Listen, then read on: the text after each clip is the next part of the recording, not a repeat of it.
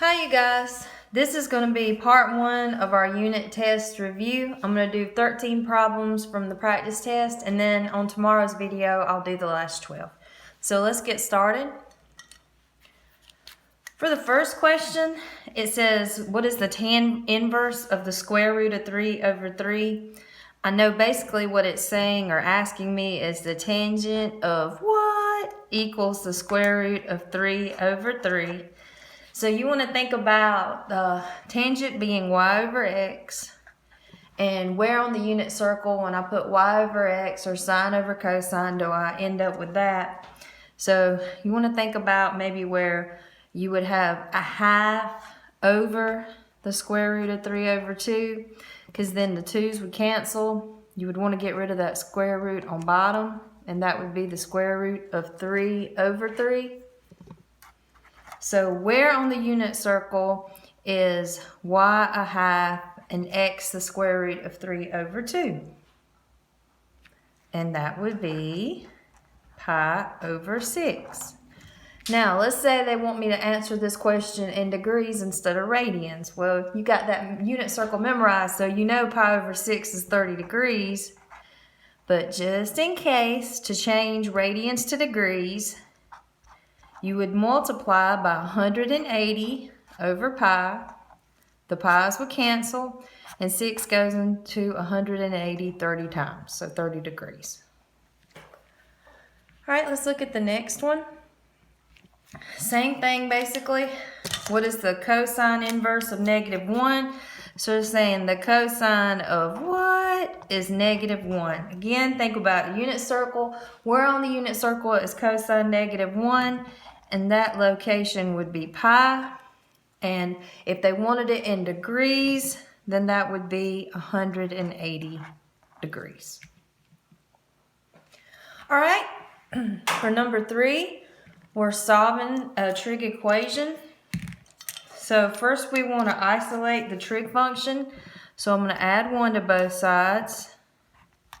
And I would probably use a calculator for this.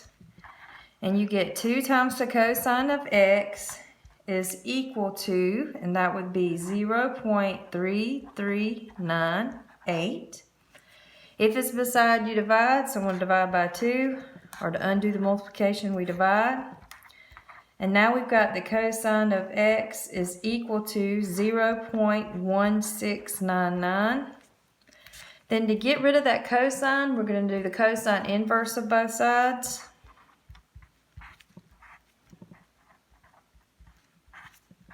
All right, that'll cancel, and I get x is approximately, and again, on the calculator, cosine inverse, and your answer's in degrees, so make sure it's in degrees mode. That would be 80.2179, yada, yada, yada, and it asks you to round, so 80.22. Now, that is not the only location where cosine meets this criteria. So you want to think about cosine is positive in quadrant 1 and in quadrant 4. So I've got to take my 360 degrees and subtract that 80.22 to get my other answer, which would be 279.78 degrees. Oops. Okay. I'm just going to write positive in Q1 and Q4, in case you're wondering where that was coming from. Okay, let's look at the next problem.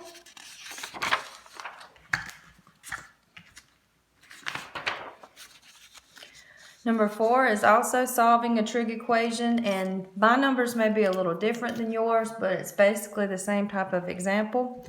I want to isolate cosine. So first I'm going to subtract the square root of 3 from both sides. And I get 2 cosine of x is equal to the negative square root of 3. To undo this multiplication, I will divide. So this time it's asking me for the general form of the answer, and that's going to matter.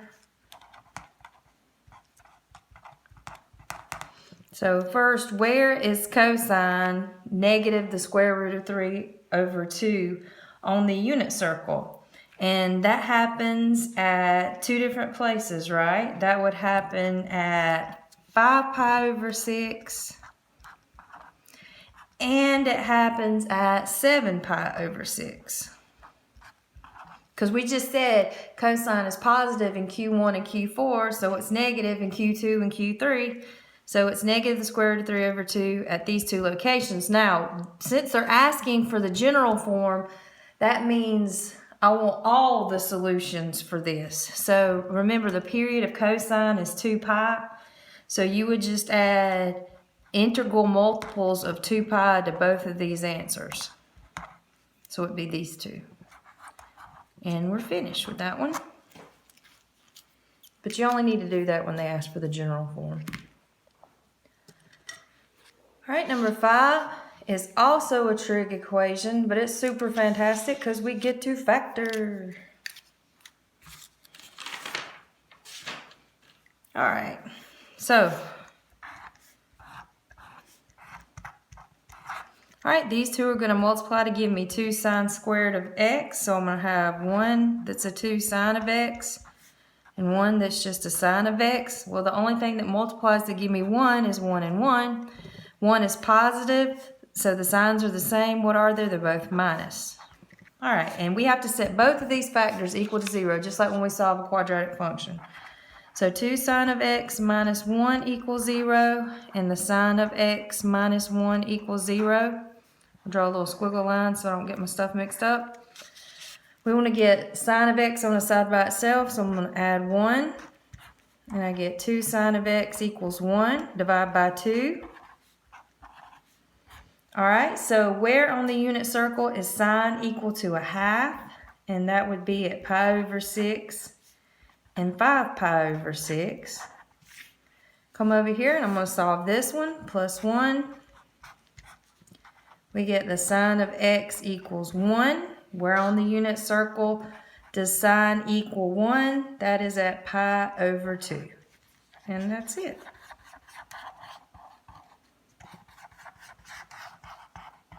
Okay? Moving right along. Now we get to do some law of sines and cosines, which is everybody's favorite. So they start off by giving me A, B, angle A, and basically they want you to solve the triangle. They're like, okay, find everything else. So here's what we're going to do.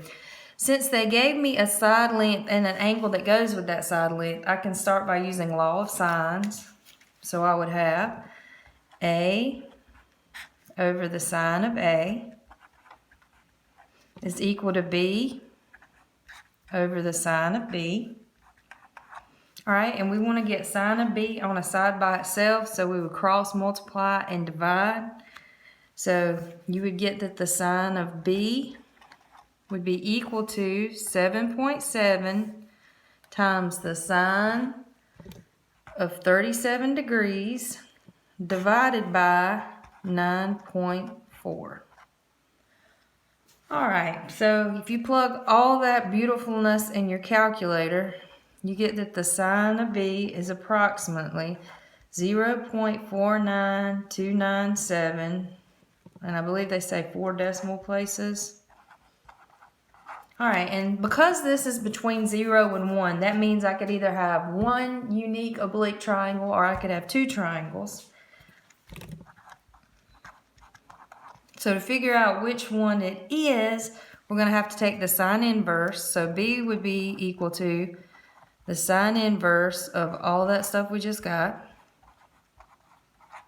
All right, and we get that B is approximately, let's see, 29.5. All right, so to see if this could be one or two different triangles, if angle B is 29.5, and I subtract that from 180, so if I do 180 minus 29.5, that gives me 150 degrees. So this would be another possibility, but I've already got the A is 37 degrees, and if I add 150 and 37, that's more than 180 degrees. So it's not possible that I have two triangles, I've only got the one. So B is going to be 29.5. So if I wanted to find C, or angle C, all I would have to do would be C, I'm running out of room, draw a little line here. C would be equal to 180 degrees minus that 37 degrees minus what we just got for B, which is 29.5 degrees.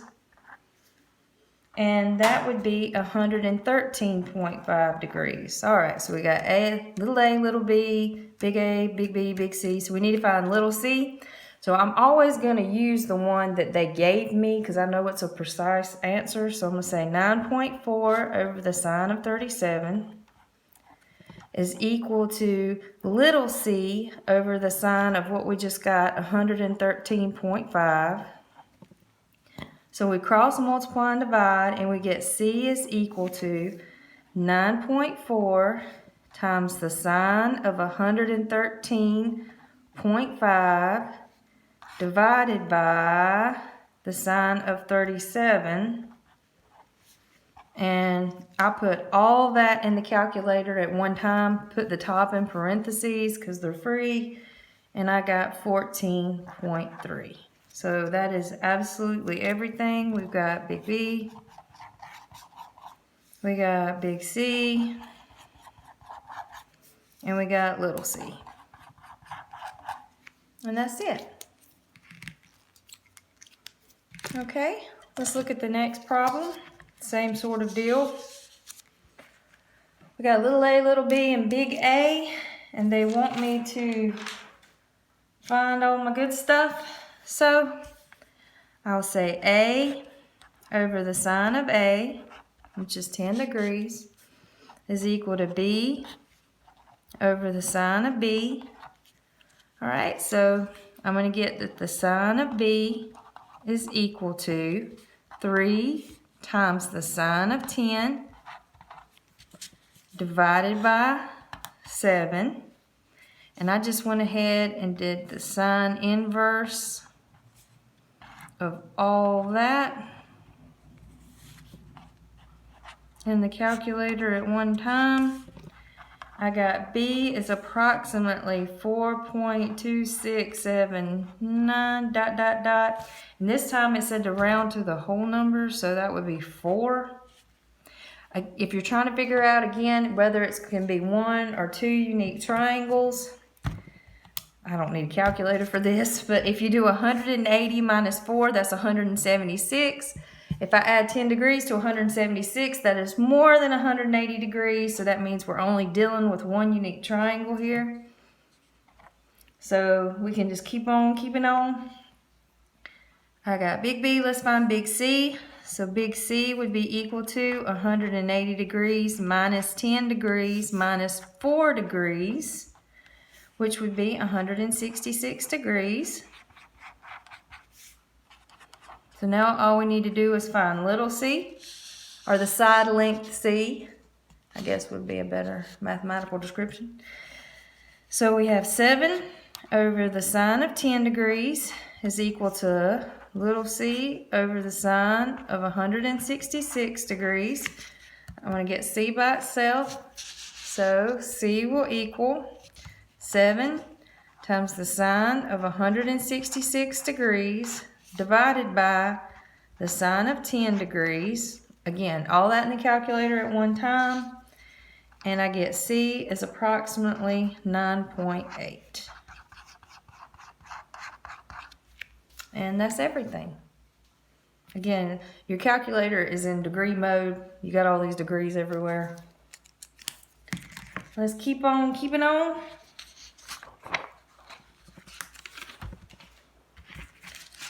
All right, more fun, but this time they didn't give me an angle.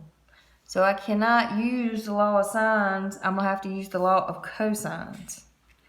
Let's use blue. All right, so since they're asking me for angle A, I need the formula that has angle A in it. So I'm going to use A squared equals B squared plus C squared minus 2BC cosine of A. And I'm going to plug everything in. So that will be 19 squared equals 14 squared plus 20 squared minus 2 times 14 times 20 times the cosine of A.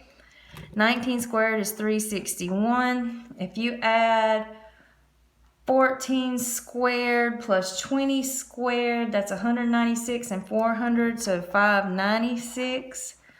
Minus 2 times 14 times 20 is 560. Cosine of A, subtract 596 from both sides. Again, definitely would be using a calculator. 361 minus 596 is negative 235. And that's going to equal negative, don't drop that negative, 560 cosine of A divided by negative 560. That'll cancel. And I just went ahead and said, okay, so A is the cosine inverse of all of that. I know the negatives will cancel out. I'm just going to leave it here for now. Because you're just throwing the calculator, right? Which is approximately 65.2 degrees. And that's it.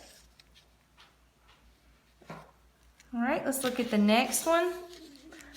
Now they gave us an angle, but it's not the angle that goes with either one of those segment lengths. So I'm going to have to start with law of cosine again. They want to know what little c is first. So I'm going to use, let's switch off here. Ooh, let's go with red. So I'm going to use c squared equals a squared plus b squared minus 2ab cosine of big C.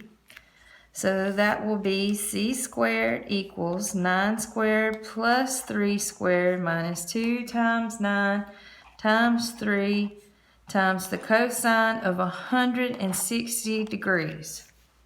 And you guys, you really could do all this in the calculator at one time. I'm going to simplify a little bit. So c squared would be 81 plus 9, so that's 90, minus 2 times 9 times 3 is 54, cosine of 160 degrees. To get rid of the square, square root it. So all of this in my calculator, I get c is approximately 11.86. Now let's find everything else. I'm going to say 9 over the sine of A is equal to 11.86 over the sine of 160 degrees. Now that I have the angle C and the side length C. So I'll get the sine of A is equal to 9 times the sine of 160 degrees divided by 11.86. To get rid of that sine, I'm going to do the sine inverse of all that wonderfulness.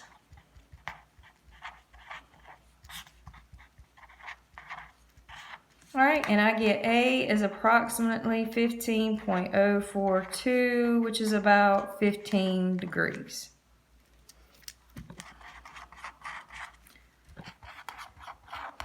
All right, little a, little b, little c, big A. All I need now is angle B.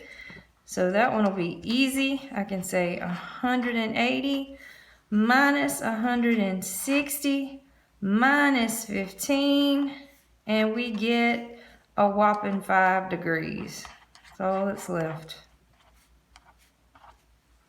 And we're finished. That one's a lot of work. Well, the calculator's not too terrible, but it's just a lot.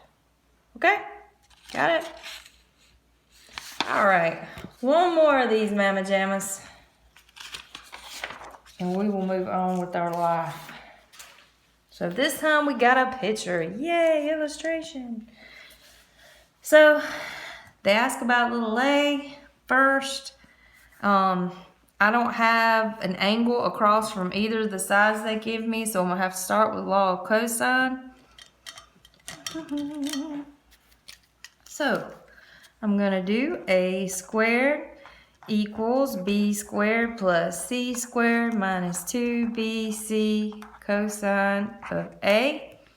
I'm going to plug in what we got. So a squared equals 7 squared plus 12 squared minus 2 times 7 times 12 times the cosine of 45 degrees.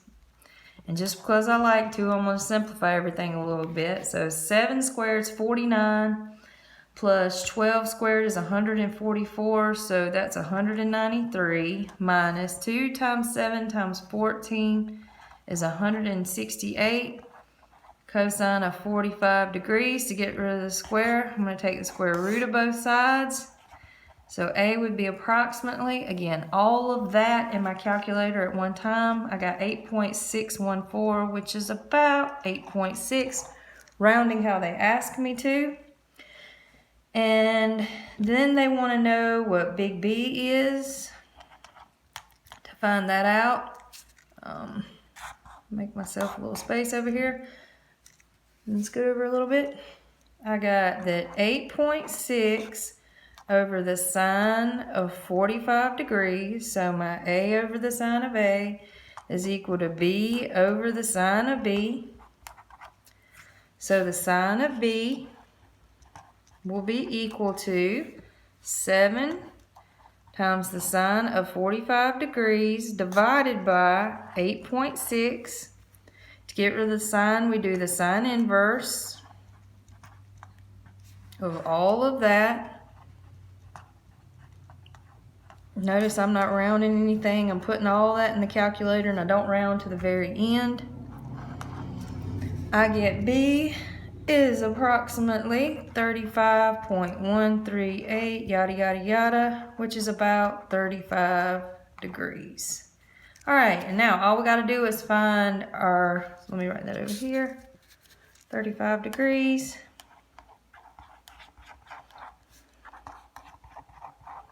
And then to get angle C, we just do 180 degrees minus our 45 degrees minus our 35 degrees, which comes out to a quite lovely hondo. And boom, shakalaka, we got that. All right. And we are done with law of sine and cosine on the review anyway. So let's look at number 11.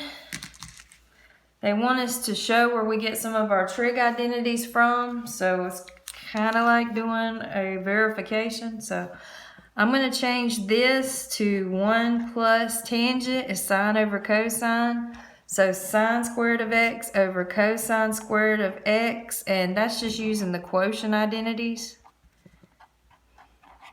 A little abbreviating going on there. All right, and then if I wanted to put these together, I would need them to have a common denominator. So you can think of this as 1 over 1. I need it to have cosine squared on bottom. So I would multiply the denominator and the numerator by cosine squared of x. So I would have cosine squared of x on top plus sine squared of x. And all of that is now over cosine squared of x. So all I did was find the least common denominator and combine some stuff. All right, well, we know something about cosine squared plus sine squared. What do we know? We know that that equals a great big fat 1.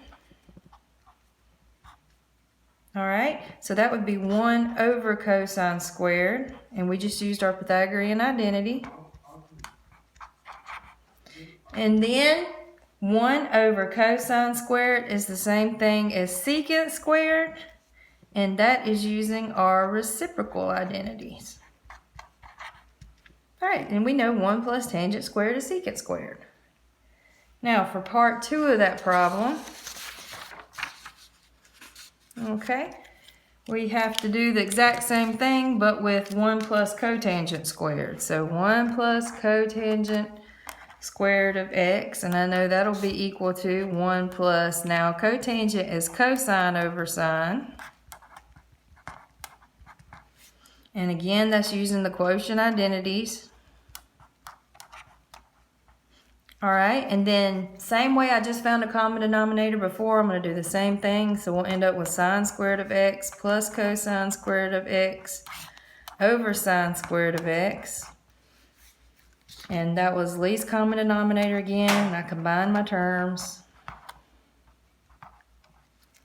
All right, and then sine squared plus cosine squared equals 1. So that would be 1 over sine squared. Again, using my Pythagorean identity. And 1 over sine squared is equal to cosecant squared, and that's using my reciprocal identity. And boom. Those were pretty easy. All right, last two for today. This one is easy breezy lemon squeezy. And I can't fit it all on there, but it says, what does the relationship between the secant of negative theta and negative secant of theta indicate? They're kind of asking in a really weird way, but what they want me to say is that I know that the secant of negative theta is the same thing as the secant of theta. And how do we know that? We know that because secant is even, right? Secant and cosine are the only two even trig functions. So, done. Moving right along. They want us to simplify this. So let's get to it. I know that secant is 1 over cosine. Tangent is sine over cosine. And cosecant is 1 over sine. Now some of you might do this in a shorter step. I'm going to do it in a long way. So that would be multiplying on top the sine of theta over the cosine times cosine is cosine squared of theta divided by, I still got that 1 over sine. Well, dividing fractions, that's so fly. Flip the second and multiply. So I will be multiplying sine times sine, which would be sine squared. And then cosine squared times 1 would be cosine squared. And sine squared over cosine squared is tangent squared. And that's it. I hope this helps, and I'll go over the second half tomorrow, test Wednesday. Have a wonderful day.